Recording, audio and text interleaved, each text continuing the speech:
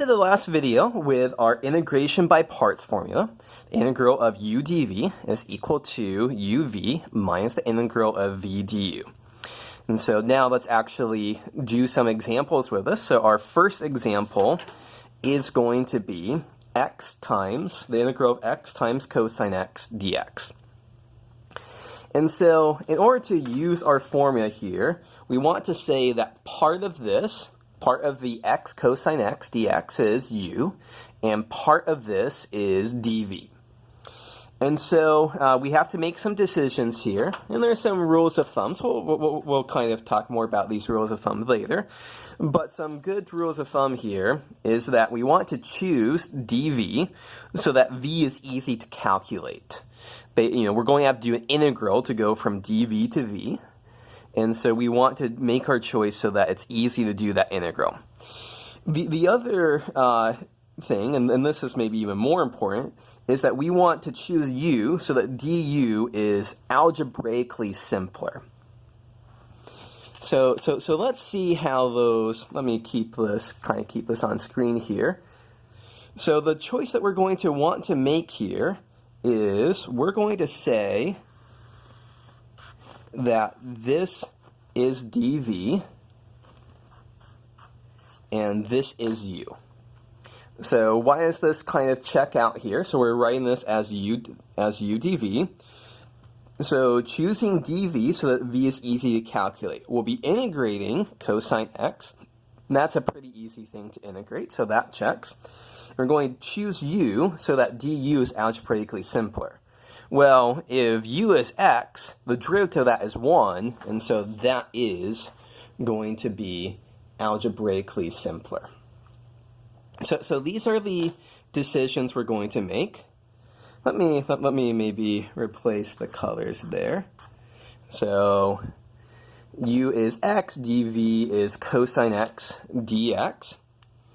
And so now we also need to write down, let me write down everything so far. U is x, dv is cosine x dx.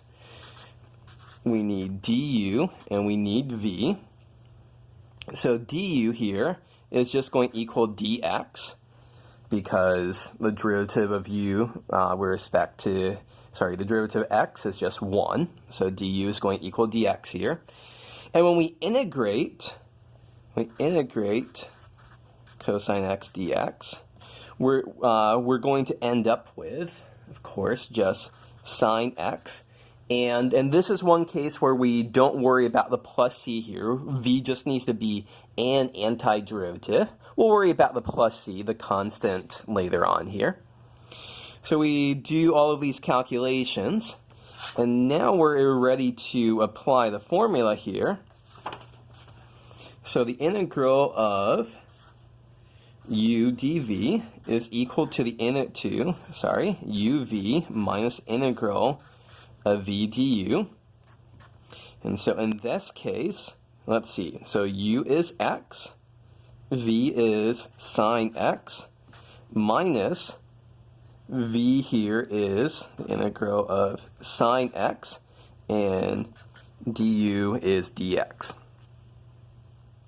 Okay, so what's going on here is that we have replaced this tricky integral, the integral of x cosine x dx. That's not one that we know how to do from previously. We'll replace it with the integral of sine x. And the integral of sine x is one that we definitely know how to do. So the integral of sine x is negative cosine x. Now we'll go ahead and put on that plus c. And so what is it that we can conclude? We can conclude that the integral here of x cosine x dx is equal to x sine x minus times minus is plus cosine x plus c. This is how we find the antiderivative of x cosine x dx. Okay, so that's our first example of actually using integration by parts. Let me make some concluding remarks here.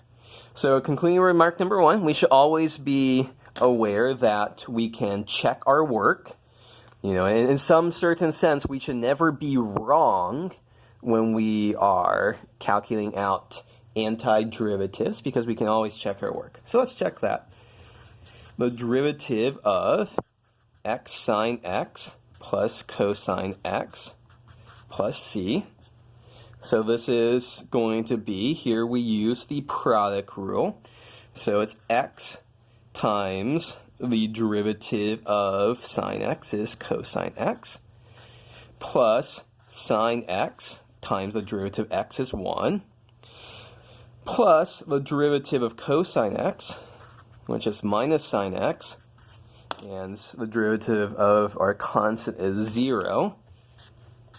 Those sine x's and minus sine x cancel out, and so sure enough, we are just left with x cosine x. So yes, we see everything checks out, that we haven't made any mistakes. We can always check our work. So that's concluding remark number 1 here about integration by parts. Concluding remark number 2 is just a big picture comment, is that we should think about integration by parts whenever we have a product of two things here that we're integrating. However, it won't always work. I mean, the formula will always be true, that this formula is certainly true for any, u and dv here. It just won't always, we won't always be able to do things more simply. So the textbook makes an interesting point here, that we can evaluate by integration by parts the integral of x cosine x dx, but the integral of x tangent x dx isn't something that we can do with integration by parts, at least not simply. So more than anything else, this is just a tool to stick in your tool case, to think about. We'll do more examples in succeeding videos. Let's end with our first pre-class problem from a section. So I want you to evaluate the integral of x times sine x dx.